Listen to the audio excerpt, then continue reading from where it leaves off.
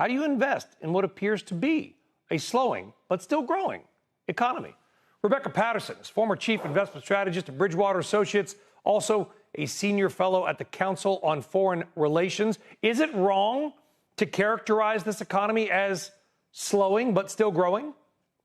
From the labor market perspective, it's definitely slowing. I would even say stalling. The challenge is going to be the disconnect between GDP reports and labor reports in the coming months and maybe quarters. But I think labor and consumption are what you want to be focused on. So to the degree the labor market keeps slowing, eventually that makes consumers more cautious. They have less income. And then the equity story topples over, the GDP story topples over. Why do you say there's a disconnect between GDP and jobs? Well, I mean, without getting too wonky on a Friday afternoon, Brian, go ahead. You think about stuff like trade, right? If we are importing more, that's usually a sign of a strong U.S. economy, but that actually takes away from GDP. So when you think about the GDP number, a lot of people will say, let's break it down and look at the pieces of it. So that's the only thing I'm saying now. When we get those headline GDP numbers, ignore the headline, go into the weeds and look at the components of GDP and what's supporting it. We know this year, for example, between the end of last year and the middle of this year, AI, effectively, data centers, CapEx, that was a bigger contributor to GDP than the consumer, which was already starting to cool. So is it possible then to have a stable or slightly growing economy, but almost no or little to no job growth? Can both things be true at the same time?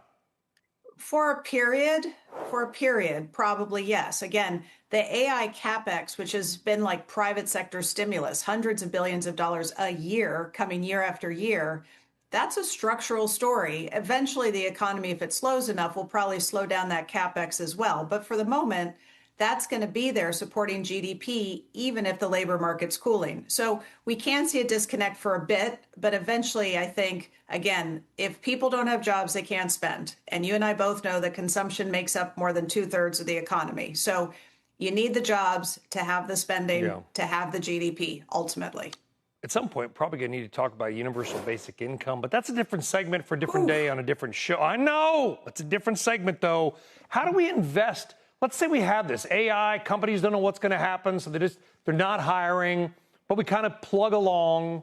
Yep. What does that mean for the stock market? Or does it mean anything, Rebecca, because AI and the energy trade has been what's dominated everything anyway? So I think it's a great question, and I get nervous at a lot of the stuff I read, people assuming that the Fed will bail us out, and this will just be like the cycles we've had for the last 20, 30 years. There's something very different today about this regime, which is the level of inflation. And we're seeing this. We have stagflationary trends directionally. So growth is slowing, inflation is sticky, and I think rising, and I think we'll see more evidence of that in the next CPI report. So the Fed may cut, but they're not going to cut as much as what's priced in unless the economy slows so much that they cut despite inflation or that slowing economy pulls inflation down. If the economy is slowing that much, that's not great for stocks. But if we're just at stall speed, stocks can do okay. You just want to be careful about which ones you're in. You want to be large cap rather than small cap in a slowing economy, generally speaking. You want to look for what I call low beta markets, so markets that have lower volatility than the S&P 500. Historically, that would include things like Switzerland and the UK. But right now, in the current environment with tariffs and fiscal problems in the UK, I'm not sure that works so well. I think you need to look at structural trends. The AI beneficiaries, yes, they're overowned and highly valued, so you got to be careful there. But those AI beneficiaries have a structural support. I think global defense has some structural support.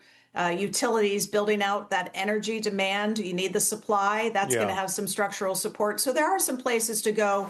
They are going to be sensitive to the cycle, but they do have some underpinnings that other companies don't.